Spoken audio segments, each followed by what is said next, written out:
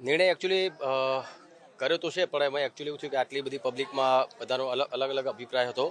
બધા મારા કોંગ્રેસના નેતાઓ પણ આવ્યા હતા, આગેવાનો, અને ભાજપના પણ ઘણા બધા આગેવાન નેતાઓ અહીં આવ્યા હતા. અને ઘણા બધા આવી પણ નથી શક્યા અમુક, કેમ કે અચાનક આ પ્રોગ્રામ અમે અચાનક નક્કી કર્યો, કેમ કે કાલ સાંજે નક્કી કર્યું ને આજે પ્રોગ્રામ હતો, એટલે ઘણા બધા આવી પણ નથી શક્યા. એટલે નિર્ણયમાં એવું છે કે હું કાલ કે પરમ દિવસે એક પોસ્ટ મૂકીશ.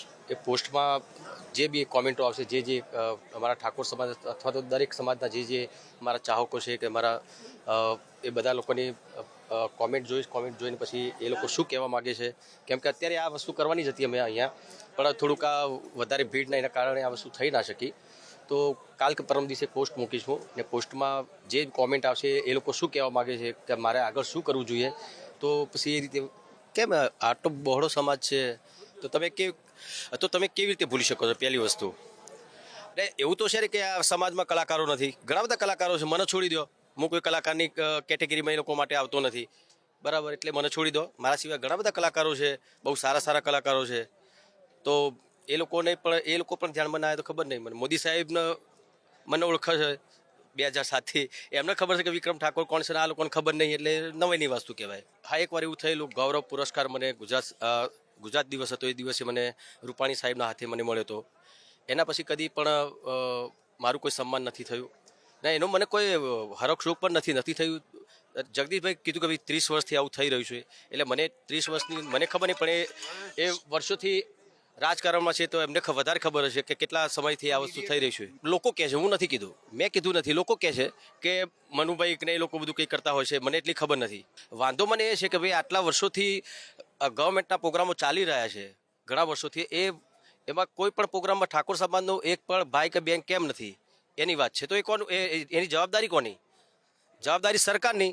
ચલો સરકાર કે ભાઈ અમને ખબર નથી, આ તો અમે કોઈને હુંપી દીધું, તો કોણ? મીડિયેટરને હુંપી, બરાબર?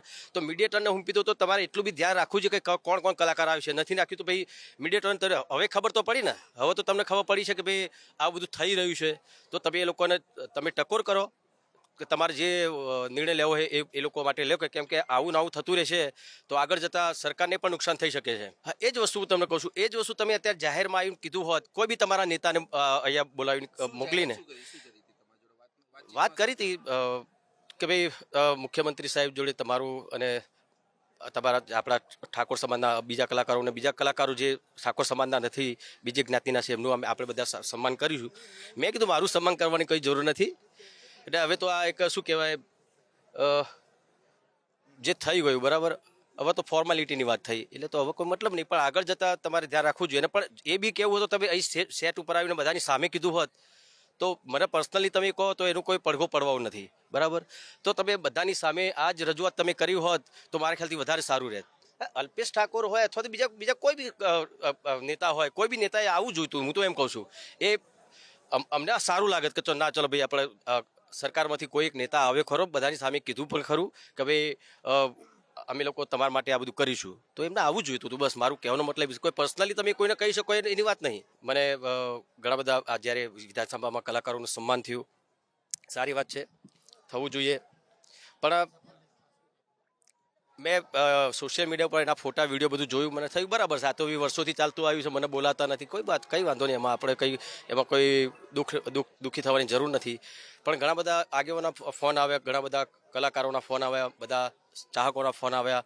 એ લોકોએ મને કીધું કે ભાઈ તમે આમાં તો જતા નહીં, તમને બોલાવે નહીં, બરાબર છે. બીજા આપણા ઠાકોર સમાજના બીજા કલાકારોને પણ આ લોકોએ બોલાવે નથી. ને આ તો પણ સરકારી કોઈ પણ કાર્યક્રમ હોય એમાં પણ ઠાકોર સમાજનો કોઈ કલાકાર તો હોતો જ નથી. હા, તમે એ વાત કરતા કે આ શક્તિ પ્રદર્શન છે. ના, આ શક્તિ પ્રદર્શન તો એ વખતે મને થયું કે સારું ચાલો, મને તો નથી બોલાવતા, પણ ઠાકોર સમાજના કોઈ બી કલાકારને આવા ફંક્શનોમાં નથી બોલાવતા.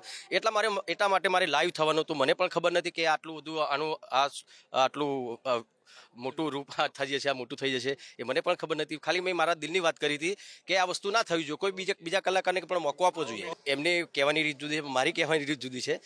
કલાકારની કોઈ જ્ઞાતિ નથી હોતી, એમણે કીધું, સરસ કીધું. તો હું એમ જ કહું છું, કલાકારની જ્ઞાતિ નથી હોતી તો ઠાકોર સમાજના કલાકારને તમે તમારાથી દૂર કેમ રાખો છો? અને એને તમારી જોડે લઈ લો તો એની જ્ઞાતિ પણ નહીં હોય.